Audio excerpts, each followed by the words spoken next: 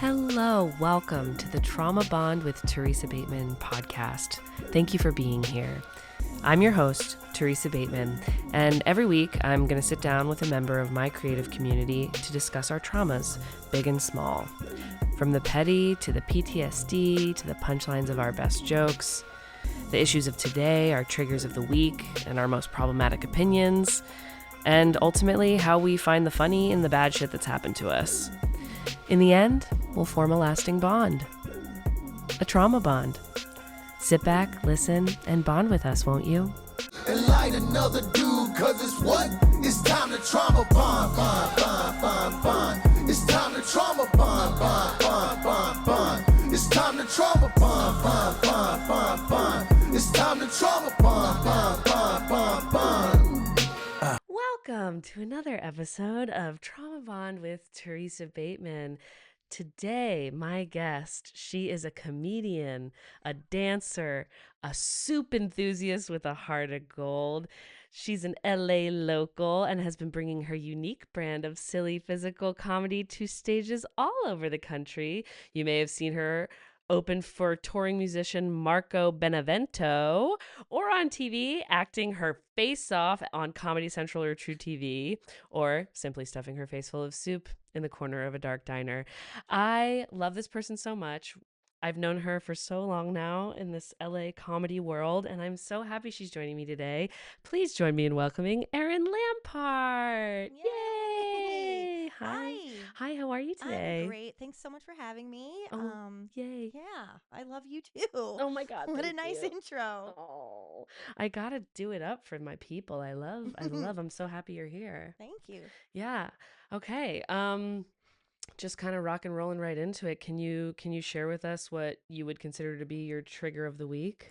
There have been so many triggers in this week alone.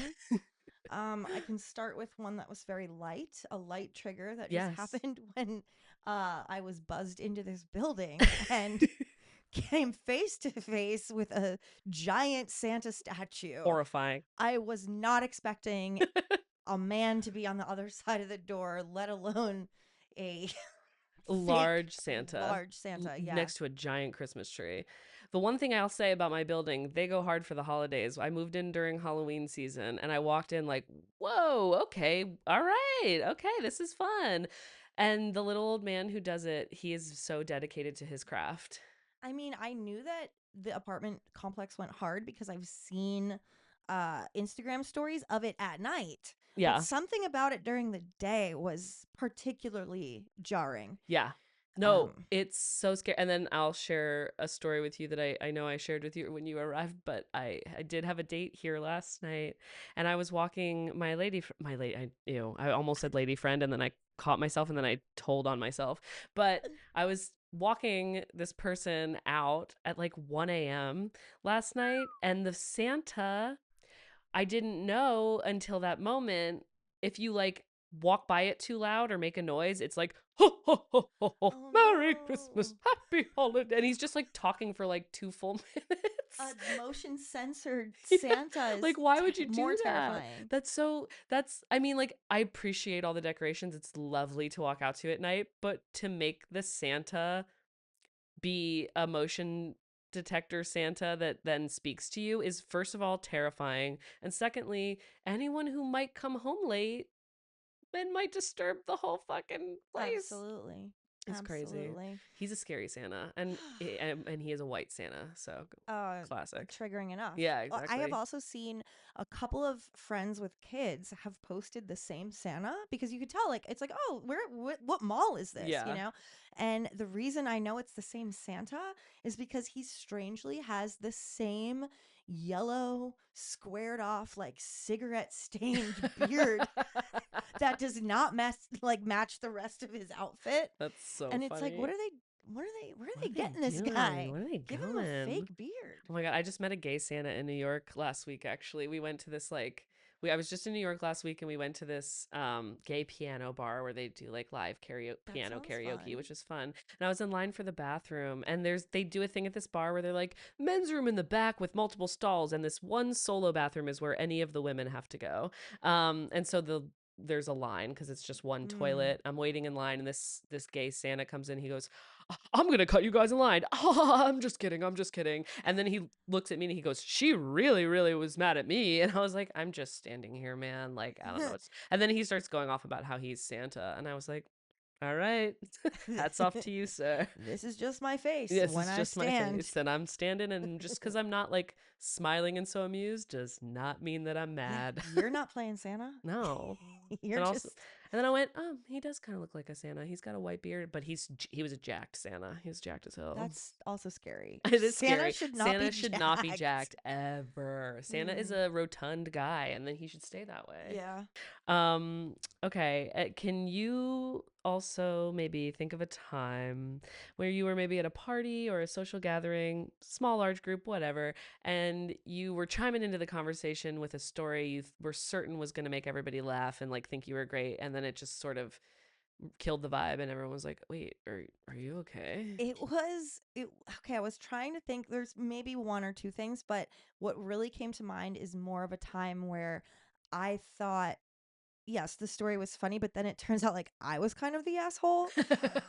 But I remember when I was 10-ish, my family moved from Pennsylvania near Philly Yes. to or no, I'm sorry, from New York to Pennsylvania. Yeah.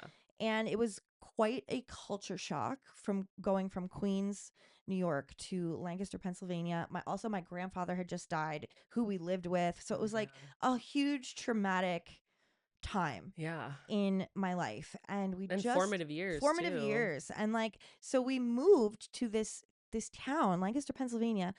quiet Amish country. quiet stinky town. Yes. Gorgeous, Is it beautiful in the stinky? summertime, but like it Wow. smells like farm, Yeah. like shit. And people can identify, oh, that's pig shit. What you're smelling on that day, that's pig shit.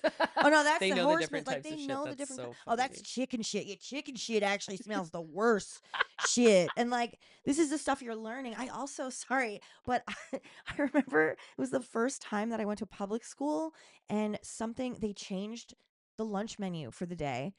I brought lunch money. We were never able to buy lunch in the school that I went to, Hmm. and I was going to buy tacos. And they made an announcement that the tacos had changed. We weren't going to be serving tacos today. Today we were going to be serving chicken and waffles. And Um. I had never heard of that. I thought it was some kind of a joke, Yeah. some kind of a sick joke. Anyway, so I just moved to Pennsylvania. Yeah. I'm riding around my bike in this like development, this like weird, quiet neighborhood where there's like no other cars, no other kids. Yeah. And then I see another kid, and she's on my block. She's my same age, but she doesn't go to the same. She's not gonna be going to the same school. Whatever. Long story short, we hang out a couple times. Um, I'm like, oh, let's have a sleepover. So she comes to my house, my new house, Hmm. to sleep over. Where I'm like still kind of like waking up, being like, where am I? Yeah. And it's time for bed, and she's in my room. She already got ready for bed. Now I'm in the bathroom, like brushing my teeth and stuff. And I come back into the bedroom, and I feel like the lights were out, but a nightlight was on. So it was like super shadowy. Yeah. And I opened the door, and she was sitting there with something I had never seen before or heard of. But she had like an entire, I should also say, this was like early 90s. Yeah. She had like a headgear contraption, like Oh a shit. full, and I Like you see in the opened the door, movies. and I was like, ah! She just goes, what? It's headgear. It Oh, was like, oh baby. this is my only friend. My only friend is this scary robot. I'm in this new house in this new weird town, and my one friend is this, and everyone was like, I had headgear. Like, I'm like, oh, bitch. Like, sorry. how dare you? How I mean, dare I you had call me a robot? braces, That's so funny. but I had never seen like a full on, like, like jaw No. to head to ear to like, wow. No, me neither. I feel like that truly is something that I was like, that's just a thing in the movies. Nobody does that for real. But Like if I yeah, saw that, I would also have a jump scare, yeah, and I then be felt like, really bad. but it's makes, but at least it seems like she took it in stride. She's like, what? She, It's it's headgear. headgear. It's just headgear. No big deal.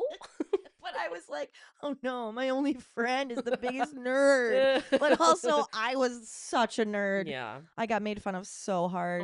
So I Oh, deserved it. It's okay. childhood I don't know if I bullies. deserved it, but Nobody deserves nobody it. deserves it. But I could be a little asshole back. Like, I had a book called like World's Greatest Jokes, Gags, and Insults. And when I was getting made fun of on the bus, Oh my God, did you pull it out? in my journal, in my 6th grade journal, it Yeah. was like, this girl Haley's making fun of me. Well, I've got my insult book and I'm gonna really go through it tonight. I actually think that's so many comedian origin stories is like you're getting made fun of, so then you develop this defense mechanism Yeah. to be like, I'm gonna fucking get you back, bitch. And then but you keep it to yourself. Cause that was my thing too. Like as a kid, I would be bullied for being chubby or whatever. But so I would always like, I would have like really snarky remarks about people that I would just say to like my one friend next to me, Yeah. but it was so fucking mean. Yeah. And it Well, was, it was more like it was like this person was calling me an overgrown rat oh, because that's this was so before I had fucked up. braces. That's So, so fucked I up. like was a thumb sucker. So I had like, fucked up teeth and yeah, also I was the new kid. So like Yeah. I had so much to Bully. I had an accent and I tried to like make people laugh with me first. Like I remember Yeah. one of the first things I did when I moved, because it was 4th grade, starting in this new in Yeah. public school, which was That's so so bizarre. Now I scary. have to like think about an outfit and what's Yeah. cool, and girls were like doing their hair, and I was like still playing with Barbies. It was such a And fucking honestly, weird suburban thing. Pennsylvania girlies are scary. Yeah. They are. I mean, I went to, like, I'm from Philly, but I went to a Catholic school that was like close to the suburbs. So most of the Mm-hmm. kids I was in school with were from the suburbs, and I was one of the only kids like from the city. So Were you everyone, like the only girl with dark hair? no. Because my school, I swear it was all blonde Well, hair, you're in blue Amish eyes. country. So That's that alone, I was like, I already looked yeah. different and I sounded different. No. Yeah, I actually would pay to hear little Erin with like a thick New York accent. That would be This was so what I was cute. doing. It was during the time when there was a commercial for 1-800-Phonics was on. I'm really aging myself. But people would be like, oh my, like, did you hear her talk? And I'd be like, yo, I'm from Brooklyn, New York. I can't read a thing. I need 1-800-Phonics. And everybody thought it was so hysterical for like 2 weeks. And Yeah. then they went back to just like making fun And of they were me like, okay, stop talking for like that, you talking fucking funny. weirdo. But little Erin, I don't know. It was like, Ma! Do you have home videos of you I talking? totally Like, I'm like, do. I need to see and And hear. I was like such a weirdo that Yeah. it makes sense of who I am now. I was dark then. Yeah. There's like a video that the tape is like broken, but I know I can get it repaired. Yeah. I'm on a swing. My grandfather would just film. My grandfather would just sit back with a cigarette and just film. That was like his whole thing. Sorry, I'm moving No, away yeah. from It's the like, yeah. I microphone. was like, And I'm just like on a swing, and you just hear this little 7-year-old going, I'm like pushing myself towards the pole of the swing set, going, I'll break my nose and kill myself. Cut to, then I'm making, I'm like circling on the swing, making a big circle with my toe in the dirt. And I hear me say, I'm digging a hole so when they bury me, they won't have to dig one. And I say this without knowing that I did go to a lot of funerals as a kid. same, Like, relatable. death was like running Yes. rampant. Yes. Okay, we can connect over that for sure. Is definitely our trauma bonds. Yes, Because I remember when 1000%. we first met. I mean, I Yeah. don't know if I'm getting ahead of the podcast Oh, here, no, you're but good. when we first met, it was something like, yeah, I learned that your dad had died when you were really young and like all this stuff. And I was just like, My claim to fame. well, no, I mean, it was just like, I think I said something like, oh, shit really hit the fan when I was like 9. And you were Yeah. like, yeah, me Yeah. too. And I Yeah. was like, oh, and then and it was just, I was just like, Yes. you know, at that time when I met you, I was like, I'm still pretty emotional, but I was, there was distinct years, like 2012, bad, 2015, lost. And I feel like that's when I met Yeah, you. that's when we came on the stand-up scene, was 2015. And it was just like during that time, I felt like it was just like I had this radar where I'd be like, I see sad people. That should be the subtitle, like title of Trauma Bomb podcast is I see sad people. That's really funny. I no, you always have a sense when people like get it and actually get it Yeah. and not in like a like think they get it way. I feel Grief, like I mean, listen, if it's you can connect with somebody, that's that's when like me and my former boyfriend Tolliver, who I'm still friends with, we had initially bonded over like both of us had our dads die. I think he was 11 when his dad died. I was 9, and but we were also both our dad's second families, and they yes, I. remarried their Mm-hmm. our moms who were like much younger in an inappropriate way. So it's just I always end up finding the people who have this similar history, whether it's Yeah. like growing up a certain class in a certain shitty area or Mm-hmm. like having dealing with death at a young age. That was such a thing. I'm like, did you feel so? I know that I felt this way, so I'm curious if you felt this way too as a kid in school. Like, nobody fucking gets it. Like, I am the only one who's having this intense of a time. Well, what happened? What it? So what happened was in third grade, my we were living in Long Island. That's where I grew Mm-hmm. up. The house I grew up was on Long Island. My grandparents, both sets of grandparents, lived in Queens Yeah. because my parents grew up around the corner from each other. So cute, but also they hate each other. For sure. I mean, no, they don't, but That's kind of a whatever. classic thing. Classic. And so in third grade, I remember being in school and this girl was like, Erin, you're moving? And I was like, what? And so like that was like one of the first one of the very first times my parents hid a very big truth. And how did this girl know? I don't know. I guess my parents told her parents and they told Insane. her. And so that's how I found out that we were moving. And then Oh, so that's we moved, awful. but it was like a little gradual move. So first we moved from Long Island into my grandparents' house, my granny and gramps, which was like fine. We were still commuting to that school, but also like a weird time Yeah. because it's like we're getting up so it's dark out when we're getting up. We're sitting in traffic to go 45 minutes to this school. And then our mom has to pick us up and we have to drive back in rush That's hour oh, traffic. that sucks. And like, I don't know, one time our car got stolen when we lived in Queens and I was like, this is awesome. And my mom was like, no. Because I didn't have to go to school This is that day. awesome. So anyway, like, Anytime you get to get out of school, no matter how bad of a situation yeah. is, you're like, this is This is awesome. awesome. So yeah, like we live in Queens, you know, but sort of still keeping our Long Island relationships. Then school's done. School's over. My brother graduates 8th grade. And then my grandfather has a heart attack. Ugh. Like in the house. Like My maybe brother was in 8th grade too when I was in 3rd grade, it and it might have that's even crazy. it might have even been like the last day of school. Like all I know is my friend God. my friend Theresa.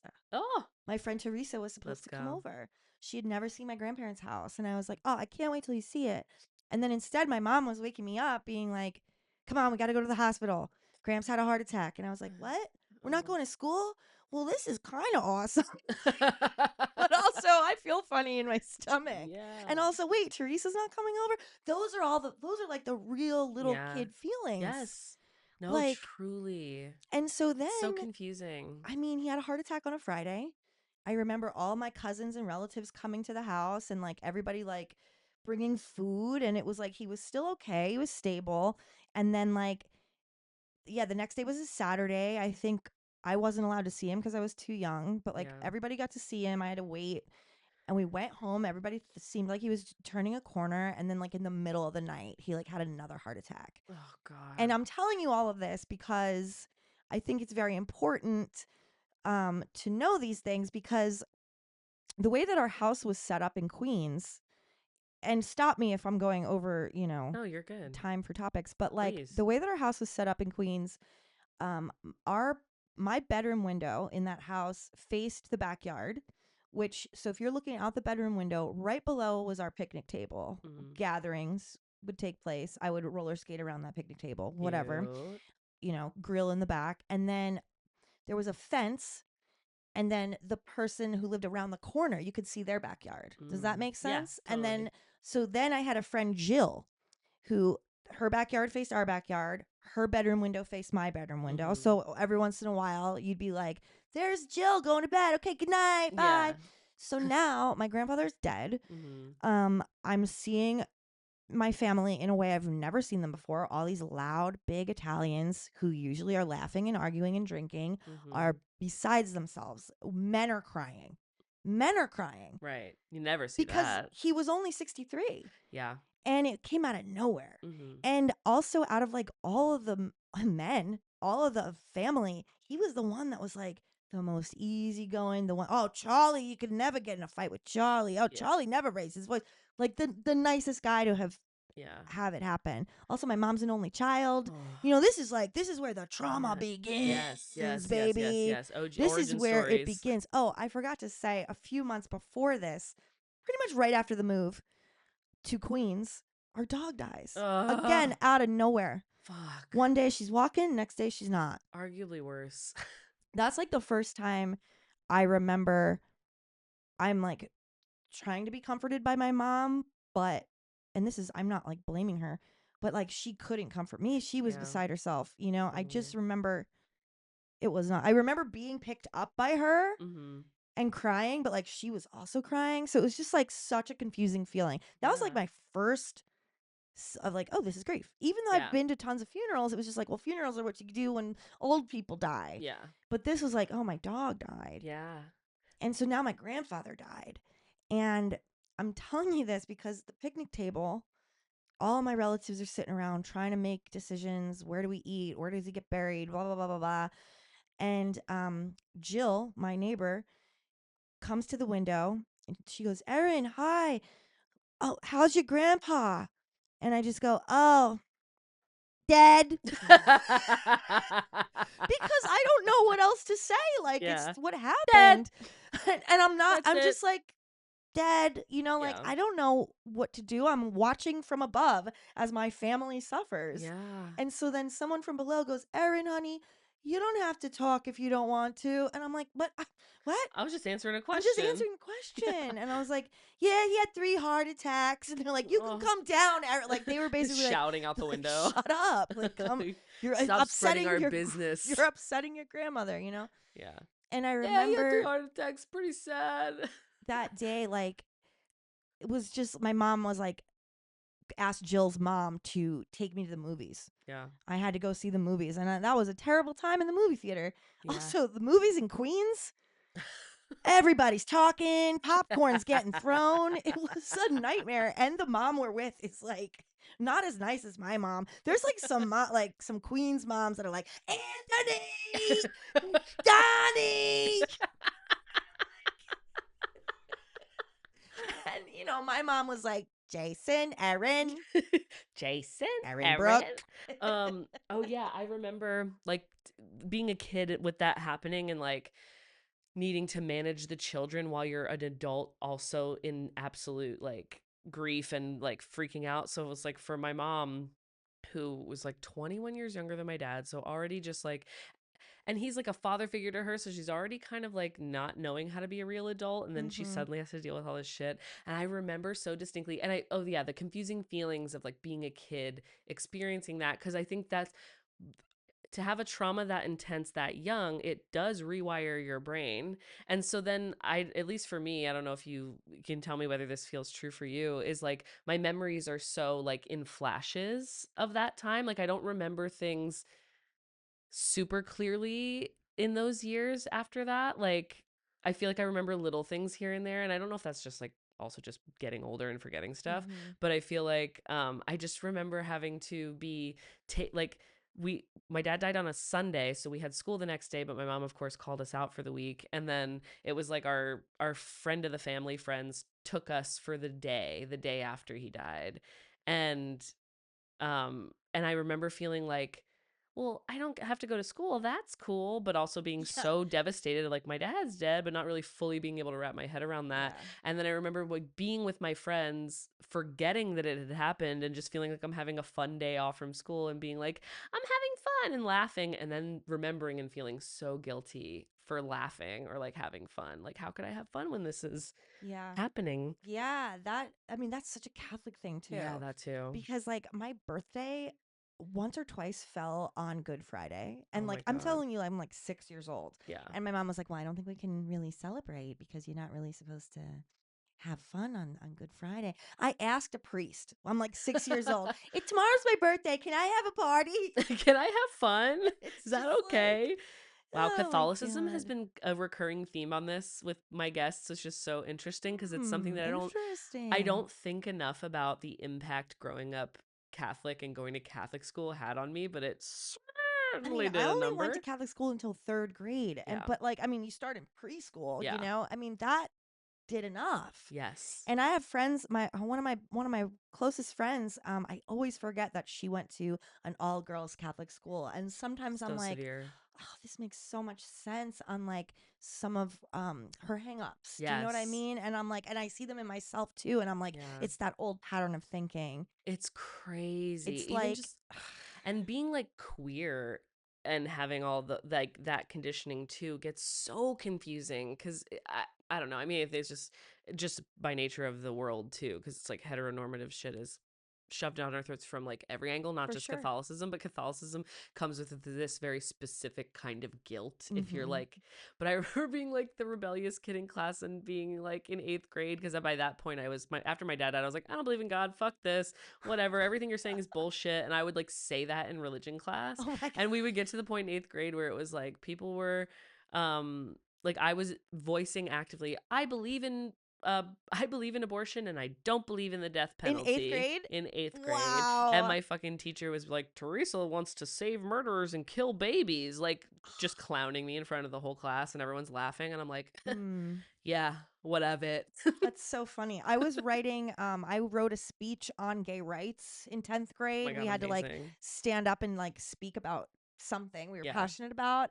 And then the kids in the class had to like write a review of everyone's speech in like one word Hmm. or like one sentence. And I'll never forget. Like it was like really passionate and I know I was selling it. And this one kid wrote, your speech was your speech was good, but faggots are queer. Oh, you know what? So true. Faggots are queer, man. I'm like, did I get through to this person? Because they did say the speech was good. But I still don't believe in them. They're bad. They're going to hell. Also, I don't know if it was the same year. I don't remember what year we had to read Frankenstein, but we had to write a term paper on I Frankenstein. think that was around freshman or sophomore year of high school Yeah, from my memory of it like the might have even curriculum. been eighth Or grade. eighth grade, yeah. But Somewhere in that. my thesis or whatever is it was like, how is Frankenstein happening today? And I wrote homophobia in schools. And I wrote this whole thing and I like interviewed my theater friend who went to a private school and Hmm. he was like, I actually don't really get bullied and I think it's because we don't have a football team. And I was like, what a pull quote. That's actually Isn't that incredible? that's incredible. And I was having this thought yesterday because I went to a performing arts high school and I was just having this moment of like, we didn't have any traditional sports teams. Like, Wait, I'm sorry. You went from Catholic school to a performing yes, arts high school? yes. Woo! I know, literally like tits out, let's go, I'm finally free. That was totally the vibe. And then I went back to visit my Catholic school as like a freshman in high school to like talk to the eighth graders. And I was like, I'm so fucking cool now. Like, you guys are losers. And like, that was fully my energy. But I went to this performing arts high school. And then I had this big realization yesterday that I never thought about before about how like the performing arts high school was filled with the kids who were getting bullied at every other type Oh of yeah. regular school, and we all came together, but then we were the cool ones at the Yeah, performing that's arts high school. incredible. And I was just I'm like, so because happy I you had got that. no, it was I truly have such a freakish high school experience where it is nothing like anybody else I knows, because I'm like, yeah, it wasn't like regular. We didn't have sports teams that we like. Our biggest sport was volleyball. Wow. Random. Wow. We were like, yeah, the volleyball team, go number one. I think there was a basketball team, but nobody paid attention to the basketball team. There did a football team did not exist. So we didn't have any of that classic, like there was no homecoming, there was no Wow, like no pep rallies. I was just talking about no, how no cheerleaders. terrible pep rallies were. And Yeah. I got caught skipping one once. And And you got in oh my trouble? God, yeah. Oh, They made me go back into the pep that's rally. so stupid. It's a pep rally. Who fucking cares? I know. It's not like you're skipping class. Okay, I'm gonna get to another question. Okay.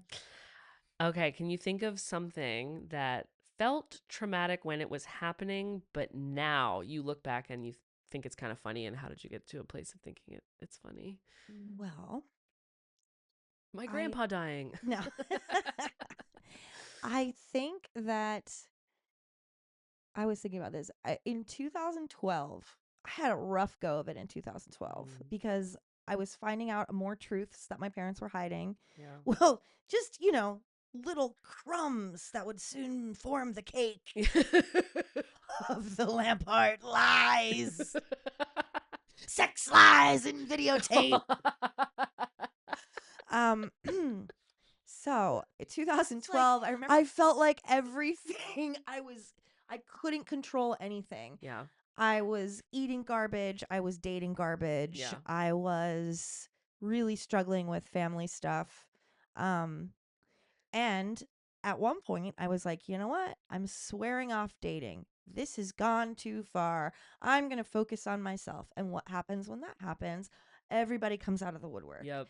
And so I was getting a text from somebody that I had a crush on a year ago. I was Yep. getting a text from somebody that my coworker was like, "Oh, my friend came into this restaurant and he thought you were hot. I'm Yeah. gonna give him your number." And then another text from a comedian that I was like, "Oh, I really like you, but I'm getting a lot of attention." Yeah. Relatable. Anyway, I stick with the guy that was like the setup from, this guy that met me at my old job. Mm-hmm. And we have one of the best first dates. We've got great dates. We keep hanging out. We keep going out. He's pursuing me. I'm like, I got a lot going on.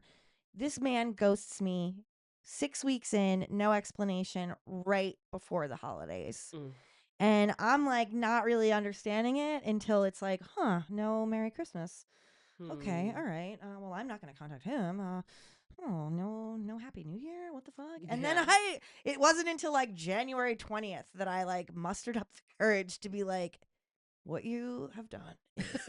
Anyway, I wrote this. Unforgivable. I mean, it's what propels me, not this guy simply, but that year, 2012, was so bad that it's what propelled me into therapy. Okay. And I remember it was January 3rd, Okay. 2013 that I like reached out to somebody that I was like, Wow. I can't do this anymore. What do I do? Yeah. And that was a comedian that was like always talking about his depression on stage. Mhm. And I'll do that for anybody. I'm so sad. If you want to talk about it, my DMs are Hit open, me baby. up. Let's go. Your options are infinite. We If you could think you can't commiserate. afford it, you can.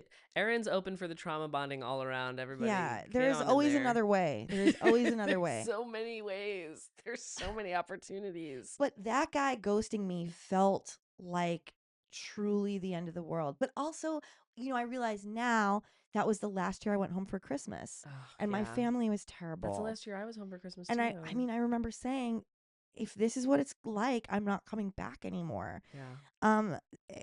I would spend so much money to go there to then be treated Not not worth it. not the way I deserved. Yeah. And so it was like, oh, this is who I'm dating also. Right.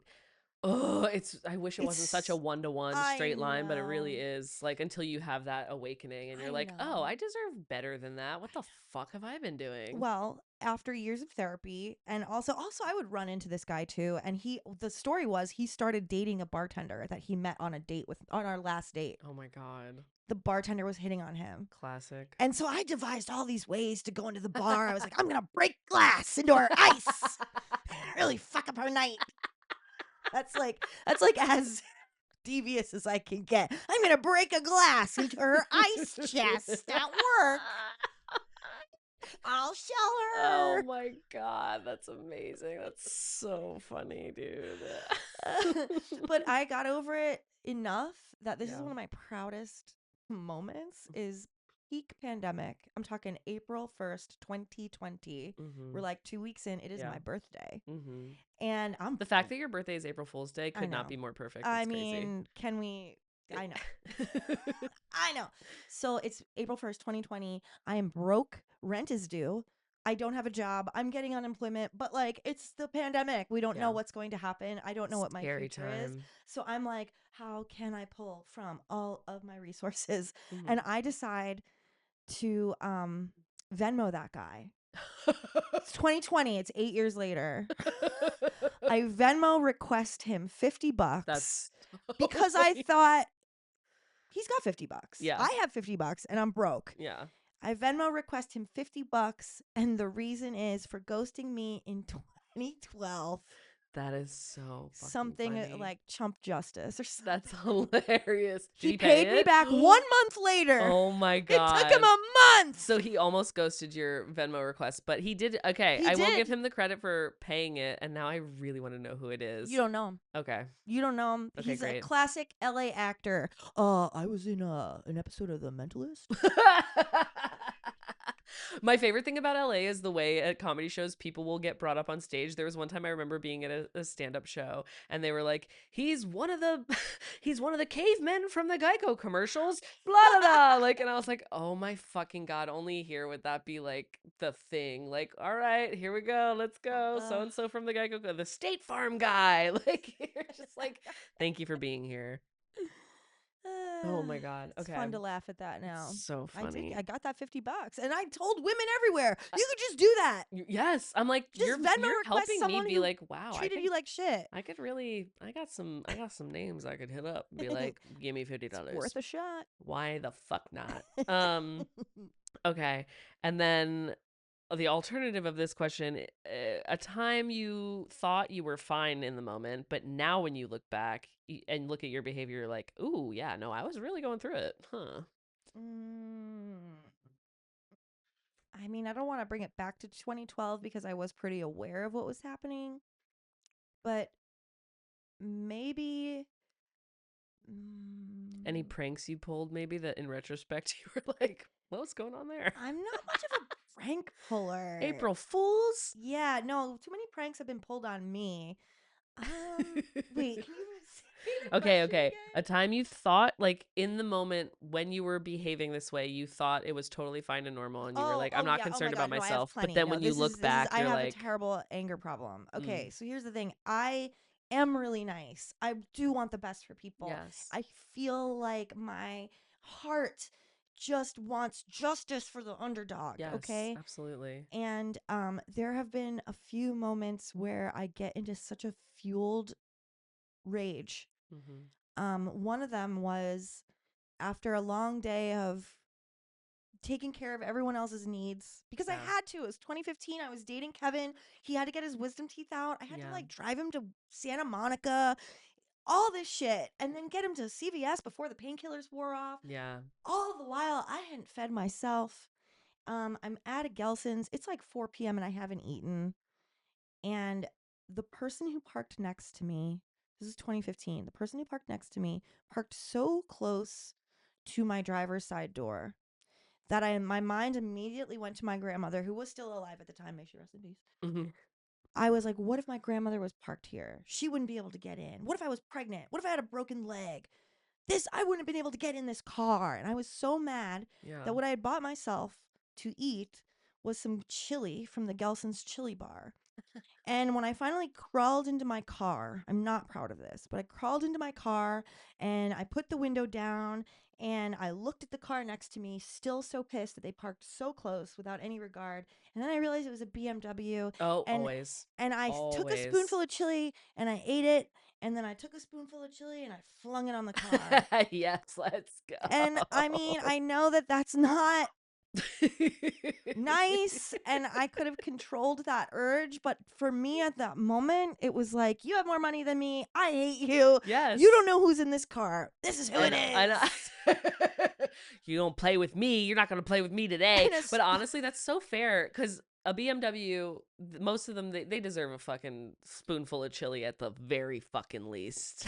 I think it's been 2 years since I've had a food rage related incident. Oh my God. I can relate to the rage thing though so hard, because I feel like that's something when you are like a nice person who maybe like struggles with codependency and you're always like taking care of others to the point where then you're like about to burst. Yeah. And I remember feeling that way a lot in like 2016, especially 2017, and like certain friends I had at the time and in comedy. Like, I remember I was living with Matt LeGrand at the time, and he wow. came home one night and like I think it was Halloween or something, but I had work the next day, and he came home at like 3 a.m.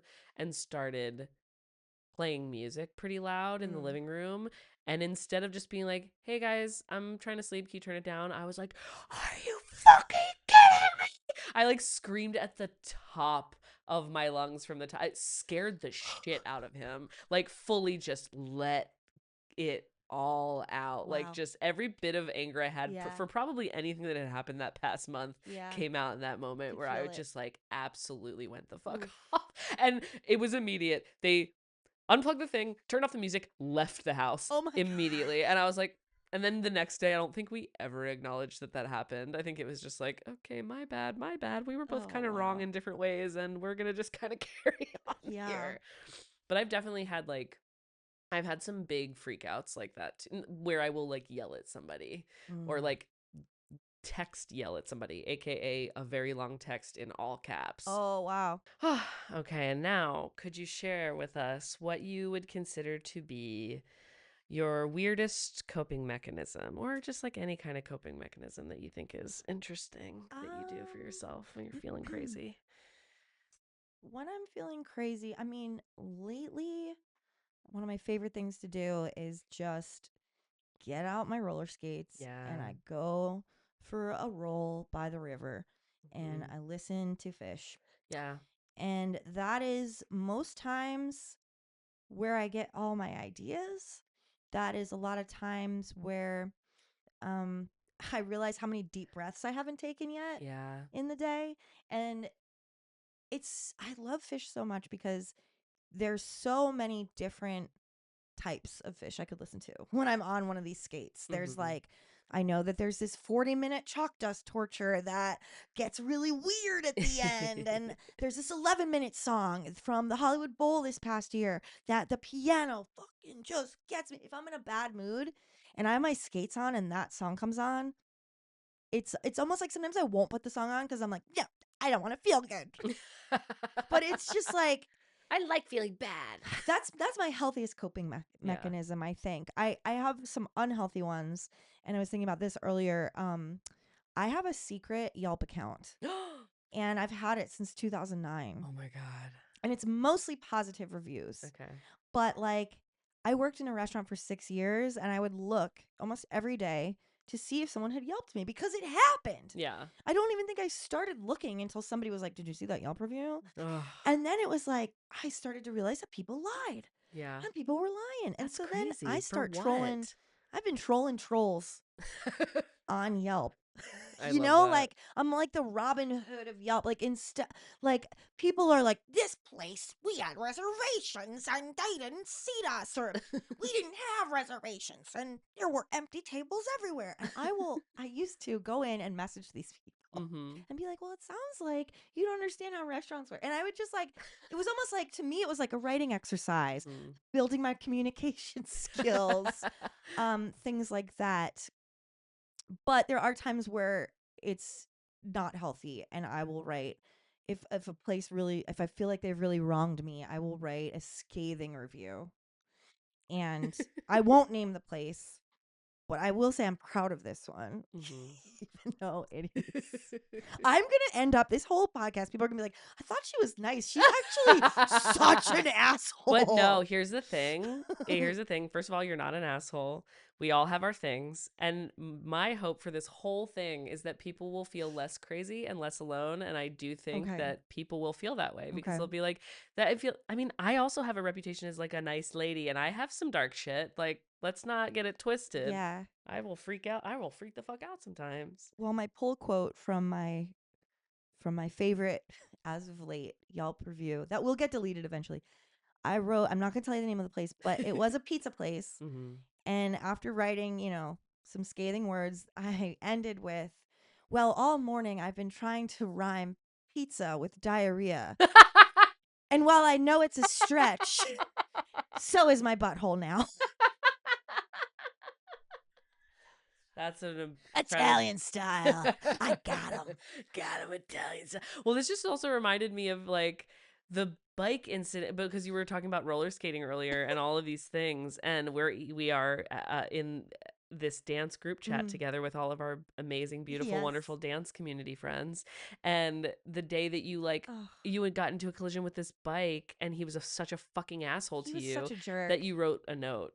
Well, yeah, this guy, it was right after dance class, my Yeah. favorite time to skate. Favorite I'm already time. loose, Yeah. and I put on my headphones, and I was barely skated. I mean, I barely skated a minute and a half to 3 minutes, and this kid was coming in my direction. So I got a little bit out of my lane to avoid the kid, and a biker going 100 miles an hour in a heavy pedestrian zone crashes. Like, we're doing a little dance, Yeah. and I go, whoa, whoa, whoa. And he crashes into me. I'm pretty sure I was like holding my weight, like to not get him to crash so hard on me. Yeah. And he was such a jerk. He didn't even ask if I was okay. That's Meanwhile, I'm insane. like, "Are you okay?" And he's like, "That could have been a lot worse. You're not even wearing a helmet." And I was like, "I'm So now you're aware." shaming me Yeah, after you hit me? I Like, go, excuse the fuck "I- out of me. "I'm aware of my risks." Yeah. Like, because like this is what we're talking about. And whatever. I was like, I was trying to avoid this kid. Like, Yeah. he was such a jerk. He's like, "No, my bike is unrideable. My bike is unrideable now. Look at that." And I was like, okay, whatever. So I cry. I have women come up to me and like comfort me. It's fine. I get over it.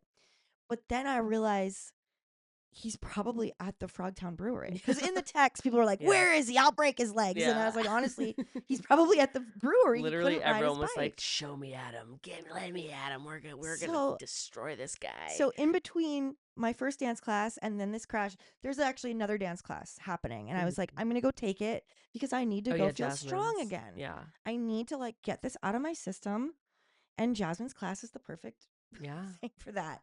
But on my way, I see a bike parked outside of the brewery. And I'm looking at the pedals because I looked at the pedal. I'm like, am I ever going to see this guy again? Yeah. I'm pretty sure it's his bike parked out there. Yeah. So I wrote a note, something. And again, this is like my whole brain in my ears. Trey Anastasio's voice is singing, "It doesn't matter." Over and over again. "It doesn't matter," which is a mantra I try to tell myself over Yeah. and over again. And yet I betray the words of Trey and I get out my notebook and I write something like, "I should have been meaner to you." Yes, Like, I loved the right note. off It the was I bat, should have been meaner to I you. should have And been you're like, and meaner if you're to not this you. guy, don't worry about it. But if you are this guy, fuck you. I wrote, "If you're not this guy, don't worry about it. If you are this guy, suck my ass." Suck my ass, even better.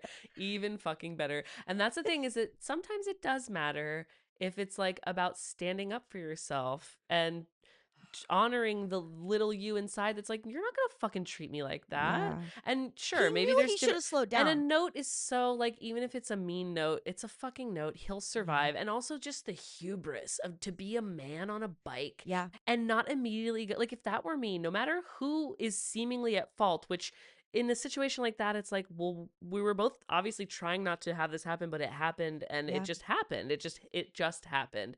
To not just like, if that were me, I would have been like, holy shit, oh my god, I'm so sorry. Are you Yeah. okay? Immediately, without a Mm-mm. thought, would have been like, oh my god, and it would have been a, are you okay? I'm okay. Yeah, are you okay? But instead, this man is fully just like shaming you for not wearing a helmet, blaming you for his bike being fucked up, when it's like, sir, you should not be riding this fast Right. on a shared road thing, that or On path. a It's weekend. a walking path. It's People right by walk. the park. It's right by that It's broken snake Yes. climbing thing. People walk there. I used to walk a dog there all the time during the pandemic. That was one of my like gigs to make money during the pandemic, because I also didn't have a job. I like lost my job right as the pandemic hit. And I would be walking. People are walking dogs, people are Babies. skating, people are biking. Strollers. You cannot be on a bike going crazy fast to that. Like, go mountain biking, dude. Go be like on a weird trail that's like rugged or some shit if you want to get whatever. Yeah. That shit pisses me off. Well, it was really wild, like such a wild, a range of emotions, because first of all, yeah, it's like a man did this. Yeah. A white man did this. A privileged white man did this. Yeah, of course. He's blaming me. He's not asking me if I'm okay. Like all of these things. And like normally I'd be like, I want to call my mom. I need my Yeah. mom. But like I've realized that like I can't go do to her that. for the comfort, Yeah. which is, I'm not blaming her if she's listening to this. Like, I forgive you, but And like, will she? My she'll mom will never never. admit My it. mom will never once listen to my podcast. It's honestly, And it's she for the shouldn't. best. They I shouldn't. don't want her to. They already think they know too much, Yeah. but like they really don't. Yeah. About me. So I'm like, I wish I could call my mom. I call Kevin. He answers. He's painting, and I'm like, I'm sorry, I'm crying to you. It's just, and he's like being really nice. He's like, oh man, I'm sorry that happened. Like, yeah, I'm glad you're okay. But I'm like, I know I need to get off the phone and let him paint. So Yeah. I'm like, thank you for like listening to me, blah, blah, blah. And then I'm like, I don't know what else to do. And then literally this mom comes by with a stroller. And I'm like, here, mom. Do you have a tissue in there? And she, and I just like felt so like That's so so funny. vulnerable. Like Aw, I need you Erin. specifically because you're a Oh, mom. because you're a mom and you got stuff. You're And she's prepared. like rolling, she's like looking for stuff. And then I felt bad because she's really rummaging through this stroller. And I'm like, that's okay. You don't have to. And then I tell her, like, this biker. And she's like, oh, these bikes. She's like, they are so aggressive. I go, I know. She goes, oh, I'm so sorry that happened. Here's some baby wipes. If that's all I, oh, that's fine. She goes, ah, those bikers, their little outfits. I was like, And that's the thank solidarity that we you. needed. That's Yes, and then beautiful. she left, and that's when I was able to. Then I texted you guys because I was just Yeah. like, I need support. You Yeah. know, And you know the Dance Ho chat is always there to there give is at support. least gonna be one person to be Yes. like, oh my god, I hear you. Usually I think minimum 2 to 3 people will Hmm. immediately when something happens be like, "Oh my god, what the fuck?" and like be there for you emotionally. And yeah, I think it was Leonora who was like, Totally. where is Yes. he? Oh, Oh, and I'm like, I love and Leonora. she is somebody. I mean, like, I know she's not my mom, but like, she is the epitome of mother. Yes, When she I look at is. her, I'm like, you're so good to your kids. She's You're just so good, solid Yeah. everything. And so like she's been a constant in my whole dance world. Oh. And there's been times where like I didn't know her name or anything. I just would Yeah. always see her. And Yeah. then I think I told her one time, I was just like, you're just always somebody I see and it makes me really feel good. And then, Yeah. I don't know how friendships emerge, but like she means so much to me now. And like Yeah.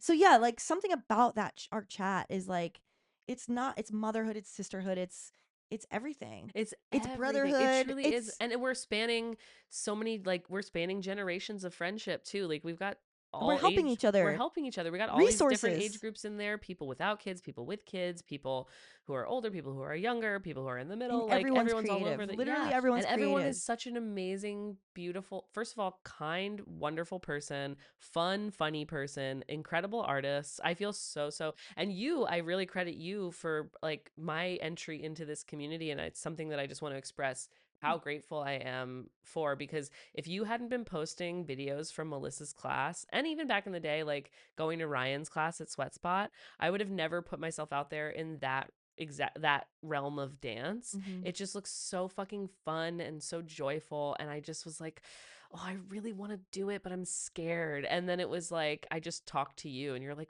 just fucking I'm come. so happy. And I came and it literally changed my whole life. And now we have this gorgeous, and then It's even, and especially crazy. once we did the showcase Get last year, I chills. know, truly, once we did the showcase last year, that was like the next level of like solidifying that community and Yeah. growing this community. And we all like can It just felt so bonded so good. beautifully. And It was such a weird, not weird, but such a like beautiful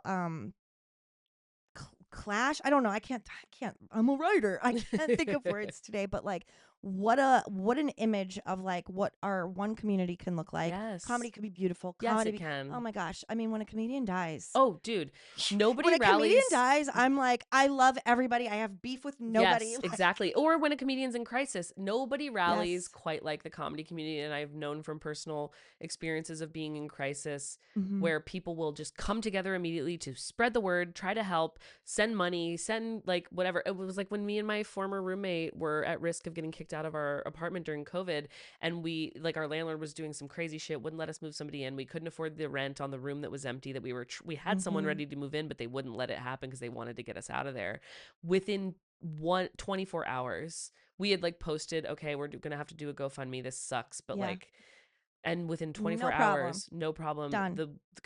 it was like And we were like, for a community that's forever broke, exactly, everyone's sharing the I same keep like between $15. 15 and $25 in my Venmo account just for Yeah, shit like that, no, where it's like truly friends that are like, help. beautiful. And so the comedy community can be, they rally, they're really like, even though it is like low-key toxic in a lot of ways too, or can be, not Yeah, always, obviously, not everyone. right. It's just one of those places where it's a community of a lot of highly traumatized people, generally, Mm-hmm. who also maybe don't have the best coping mechanisms, Mm-hmm.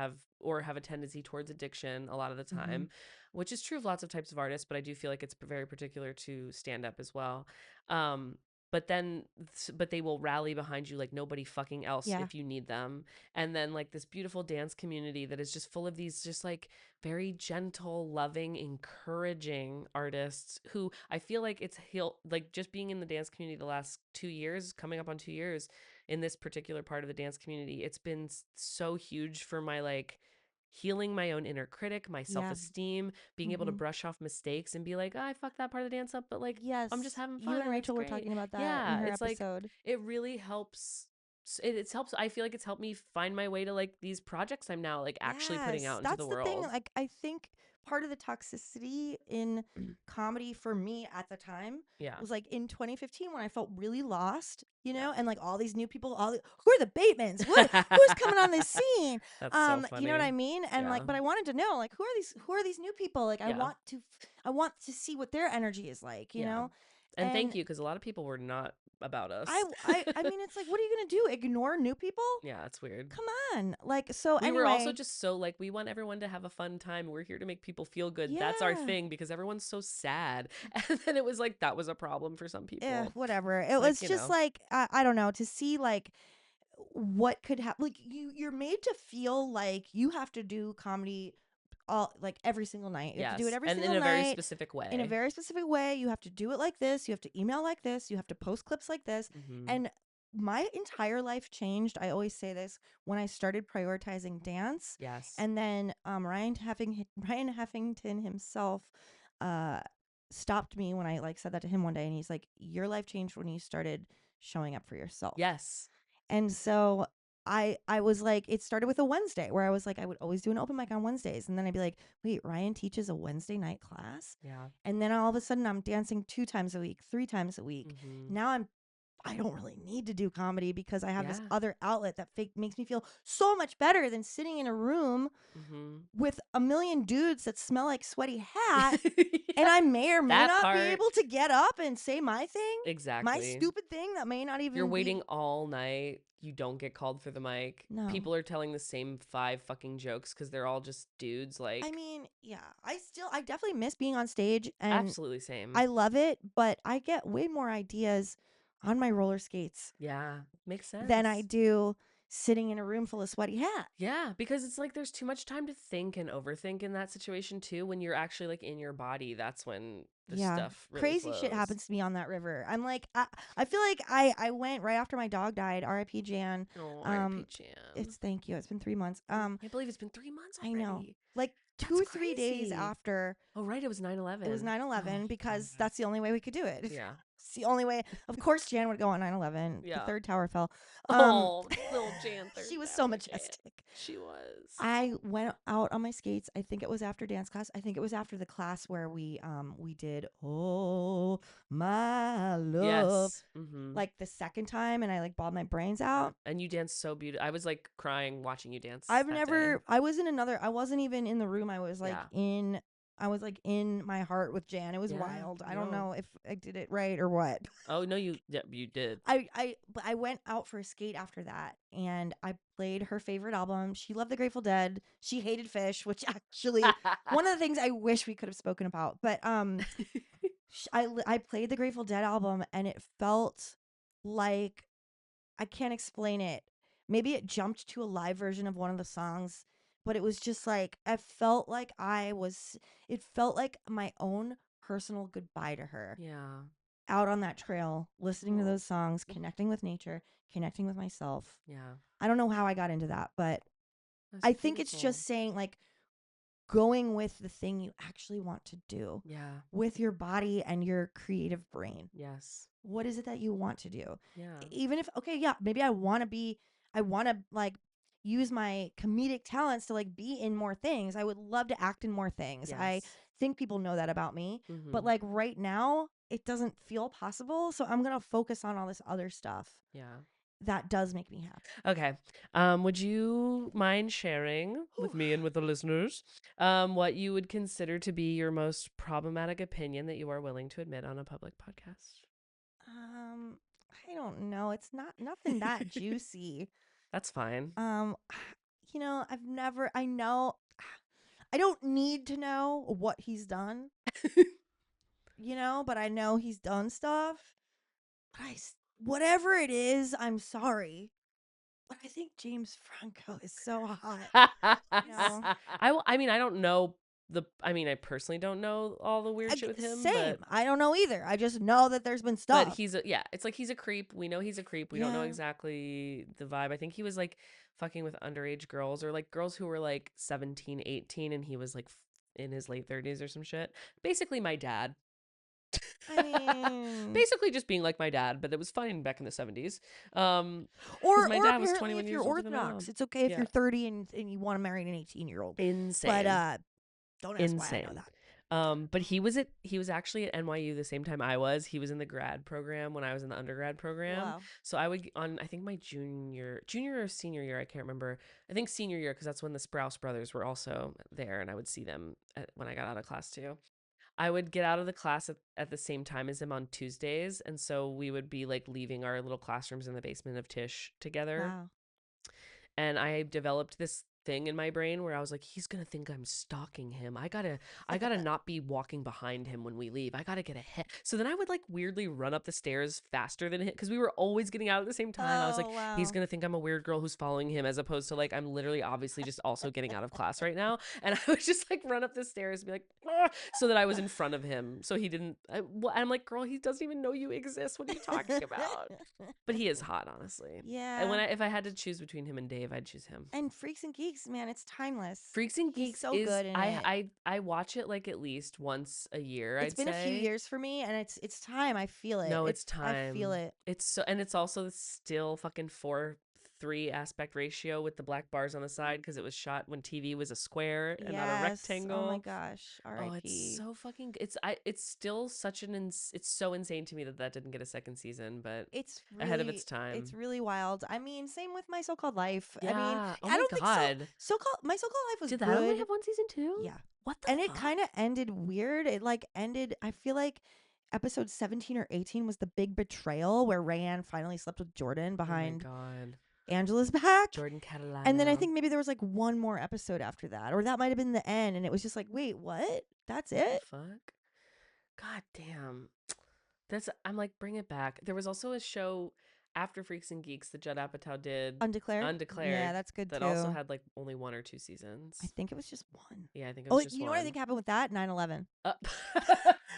Oh! Striking again. 9/11. God fucking damn it. Jesus Christ. Anything that came out on 9/11, done. Done. Okay, well, we have reached the end of our time here on this episode. I would say we've definitely successfully trauma bonded. How about you? Yeah. Trauma bonded. And we'll continue to, I'm sure. Absolutely. And where can the people find you online as well? Well, you can find me at That's So Lampy. That's my Instagram handle. I also teach a little movement class called Lamp Heart Moves, and you can find that on Instagram. lamp.heart.moves. The next class will be in Los Angeles. Let's go. At the Pickle Factory, our 2828 Gilroy Street. Sure is. Sunday, January 18th at 1:15. And I have gone to Erin's class, and I gotta tell you, it's so fun. It's so silly. It's not like a traditional dance class. So if you're feeling like nervous about choreography, this is the best kind of class you could possibly take to just get out of your head, get into your body, and move and wiggle and have some fun. It's very fun. It's very fun and very see you there.